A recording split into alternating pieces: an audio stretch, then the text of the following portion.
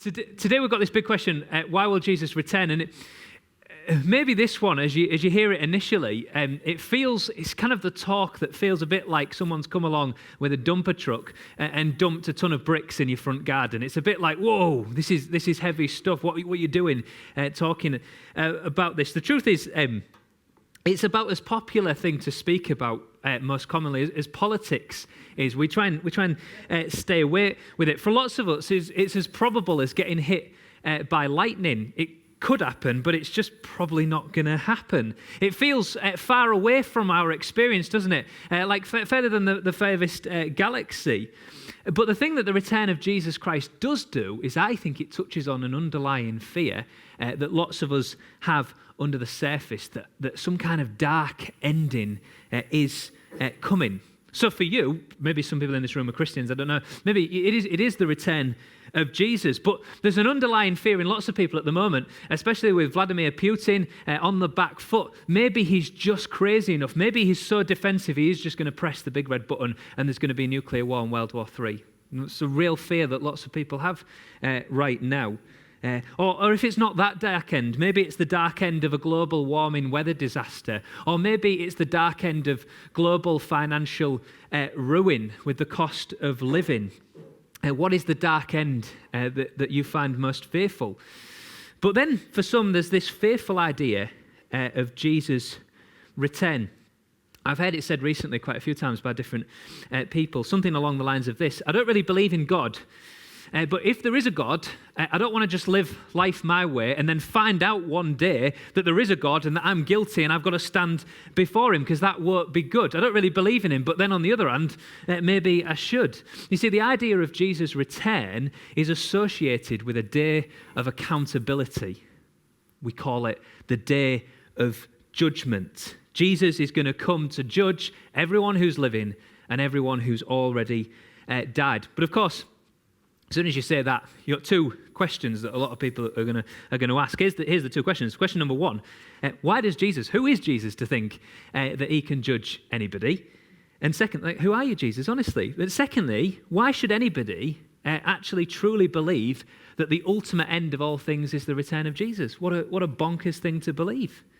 Tomorrow, we're going to think a bit about why you should give the Bible any of your time. So come to that tomorrow. That'll be helpful. But for now, we're going to dip into the Bible. I believe it's trustworthy. And we're going to look at a story that Jesus told, a parable or a story that Jesus told that's going to help us answer those two questions. So I think on your tables, there's a sheet with this story on. It's in Luke chapter 20, starting at verse 9. So Jesus tells this parable, this story with a point. Verse 9, he went on to tell people this story. A man planted a vineyard and rented it to some farmers and went away for a long time. So already we know that there's this businessman, there's this guy who's raking it in, this kind of Bill Gates kind of guy, and he decides to move his family to Spain or some nice hot country and leave business in the UK. Or wherever it is. Verse 10, at harvest time, here's what he does. He sends a servant to the tenants so that they would give him some of the fruit of his vineyard. So what they've done is they've shook hands on a deal, and the guy said this, the businessman has said this: forget monthly payments, don't need that, just give me some of the produce. That's all I want, that's my payment, that'll do for me. You can have the vineyard, just give me some of the produce instead. I'll enjoy that as my payment. But what do we read next in verse 10? But the tenants beat the servant and sent him away empty-handed. It's not good. As a businessman, you've got a problem here, haven't you? And so this guy starts thinking, right, okay, this is not good. I'll find one of my bigger lads, one of the strong lads, one of the ex-bouncers who works for me. He can go and he'll defend himself and they'll be scared of him. So verse 11, he sent another servant, but that one they also beat and treated him shamefully and sent him packing. And so even with this big guy, it's not a fair fight. They've got rid of him. Verse 12, he still sends a third, and they wounded him. They actually wound this guy and threw him out. So the owner of the vineyard does something what I think might at first seem quite crazy. He says, what shall I do? Here's what I'll do. I'll send my son whom I love. Perhaps they'll respect him. And the son of this businessman is absolutely ready to go because he wants to bring resolution. He wants to bring reconciliation. This is his dad's business. He cares about it. No one treats my dad like that. I'm going to sort it out. So he goes. And think about this. In our culture, we might think, why send your son? But this is a respect culture that Jesus is taught. This is Middle Eastern respect culture. So maybe a servant who's lower class is going to get a beating because who are you really to come and talk to me? But the son of a wealthy businessman, now no one in that culture is going to treat this guy with such disrespect. So the son goes, contract in hand, to sort things out. But, problem again, when the tenants in this vineyard saw him coming, they talked the matter over. They said this is the heir, they said. Let's kill him and the inheritance, everything is going to become ours. So they threw the son out of the vineyard when he arrived, and then they killed him. Now, here's the thing. In some ways, this story at this point is frustrating. Why is it frustrating? Because it feels completely and utterly unjust. Where's the justice in this? Are these people going to get away with it? Vladimir Putin, is Vladimir Putin just going to walk into Ukraine, squat in someone else's country and just get away with it? That's what a lot of us are thinking. There'd be something wrong if everyone just sits back and lets this happen. Servants get killed, son gets killed. And in the same way, it's true for us, isn't it? A lot of us have that inbuilt desire for justice. I hear people talk about it all the time. In fact, my dad is someone who's always been, my dad's not a fighter, he don't go around smacking people about, but he is someone who, whenever he's seen a case of injustice out in the street, maybe someone being attacked or something, he's always intervened because he has that strong sense of justice. And as a result, I sometimes end up doing that, I think, and sometimes think, what am I doing? Stay out of this. But we all have this sense of justice. An example, a guy I know who spent a lot of time in prison, he's in and out in prison, and he spent some time in prison for doing some pretty horrific things that I won't repeat here. But even he, a guy like that, has a really strong sense of justice, because here's what he told me one day. He said, despite the crimes that he's committed, and if you knew, you'd be like, what are you on about, mate? But he says, here's my sense of justice. You never abuse a child. That's just wicked. You never rob from an old person. So some of us feel safe with that one. That's a good one. And you never rob from a church. Never rob from a church. I like the last one as well. As a minister of a church, that's good. And we should all have that one. Don't rob from the church. Tell the kids on the estate, don't rob from our church. The truth is, we all believe in right and wrong, don't we? If I walk into the building and trip up on that little plinth on the door that most people trip up when they come in, what do? I say, ow, man, that hurt. If I walk in and Pete comes up to me, trips me up and pushes me over, I say, oi, what you doing? Don't do that. But here's the problem with our sense of justice that's inbuilt into us. Our sense of justice is always going to be limited by our perspective, the way we see life. Here's the thing, going back to the tenants. I bet they had a strong sense of justice. These guys that have killed a servant and killed a son, they'll have had a strong sense of justice. They might have called it communism or something like that, I don't know. But they'll have had a strong sense of justice. But it's a limited perspective, isn't it? Often we in life talk about our actions in how they relate to other people. We contrast ourselves with other people. If you think like the horizontal, how I compare with Adam down here, not very well. How I compare with Jamie over here, much better. I'm feeling much better about myself.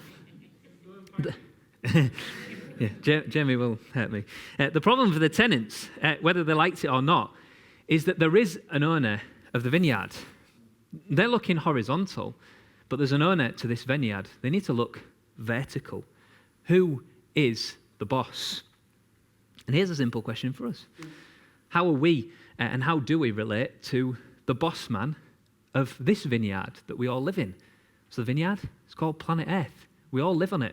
I know some of us might feel like we're on a different planet sometimes, but we all live on planet Earth, and there is an owner, a boss. Who is God to think that he can judge anybody? Well, he's the owner of the vineyard, isn't he? It's not rocket science. If you know there's a God, he's the owner. But here's another question. Have I really then treated God that badly as a tenant? Have I actually really been like these guys in the vineyard? Well, think about this. Here's a question for us. When was the last time that you read and followed the rules of the contract that God has given us. Like fully, with all of our heart, really got behind the contract and said, I'm going to look after this vineyard, I'm going to live in this vineyard exactly as the owner wants. When was the last time that you loved the Lord your God with all of your heart, with all of your soul, with all of your mind, with all of your strength? When was the last time you loved your neighbour as yourself?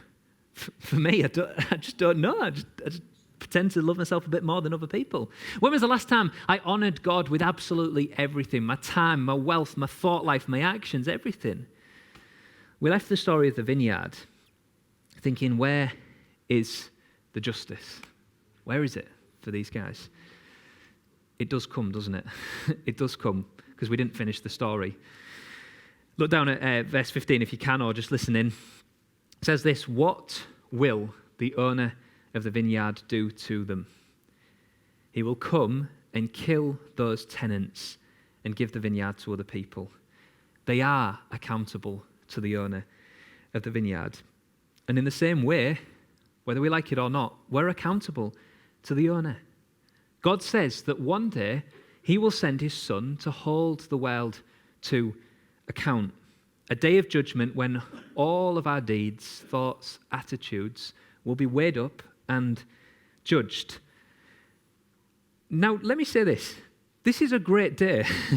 Just think about this. I know that sounds like a ton of bricks in your front garden, but this is a great day. What does it mean? It means that no one in this world is going to get away with it. That's what it means. It means that Adolf Hitler will not get away with it. No matter the fact he killed himself, he's not getting away with it. It means that your abuser will not get away with it, but they will face justice and judgment. But it also asks the question, what about me and what about you? Because here's the truth. If I contrast myself with other people, like Jamie, I'm going to be fine. I'm all right, I'm joking. If I contrast myself with other people, I'll make myself fine, won't I? I'll justify myself. There's always someone worse than me. But if I contrast myself with God and look at the vertical, well, it's bad news first. What I deserve for the way I've lived in God's world is for the owner to punish me for the size and the seriousness of the crime that it is to stand up against the owner of the world and say, I don't give a monkeys, I want to live my way. That is a huge crime, and it is a serious crime. And the Bible, therefore, for such a serious and huge crime, has a serious punishment. And we know what that is. The Bible calls it hell. And that is a horrible, serious thought, isn't it? That hell is a real place according to Jesus. But that's not all, is it? That isn't all. Because the day of accountability, we were chatting this morning with some Iranian friends who used to be Muslim, and we were comparing and contrasting Islam with Christianity. And one of the beautiful things about Christianity and the return of Jesus is this, that the day of accountability, the day of judgment is a serious day, but it's also a day of mercy. You see, we've seen this week, and if you've not, I'm going to tell us again. Jesus is the one who went to the cross 2,000 years ago to save sinners by taking a punishment we deserve upon the cross so that he might show mercy to the tenants of God's world like me and you. As we return from our rebellion as tenants and trust in him as our Saviour, he takes the punishment. Our rebellion, our sin, all the wrong, all the guilt, what does it do? Well, it gets laid upon Jesus upon the cross. And as he's pierced with the sword, our sin and the power and penalty of our sin is pierced so it can't stand against us. So the day of judgment can become a great day of mercy. We get to enjoy a relationship with our owner and our creator. He's not just the boss man, he's the father man. And he invites us into a relationship with him. And he says that one day there's going to be this new vineyard, a new world under his perfect order, where all of the sin and suffering that came into the world because of humans will be gone. And that's amazing, isn't it? The day of judgment is a serious day, but it's also a day of great mercy as we turn to Jesus. But very briefly, and I promise this is very brief, it leads to our second question. Who is anybody, who am I, to stand up here and say, I believe that this day is actually going to happen? Well, notice what happens in the story of the vineyard. Warnings are given, aren't they? Messengers come time and time again. And in fact, if you know where Jesus is telling this story 2,000 years ago, it's in a Jewish culture, isn't it? And the Jewish Old Testament was full of these warnings. Messengers called prophets came time and time again to God's people. And some of them listened to them, and some people just said, I'm not listening to you, I'm ignoring you. And then finally, 2,000 years ago, the whole Old Testament builds up to one point, doesn't it? When the Son of God comes, Jesus Christ, 2,000 years ago. And so here's the reality. If you can be so confident about the first coming of Jesus, which we can, the evidence is clear and compelling. Happy to chat about why I think it's so clear and compelling later. If we can be sure about the first coming of Jesus, then we can be sure about the second coming, the return of Jesus. And it's knowing about this day and responding properly that can and will change your everyday. We are accountable to God. The reality of meeting God face to face is fearful. It frightens me, or it used to, because the truth is, the reality of meeting God face to face can also be hopeful, deeply hopeful, wonderfully hopeful for everybody that puts their hope in Jesus. Thank you very much.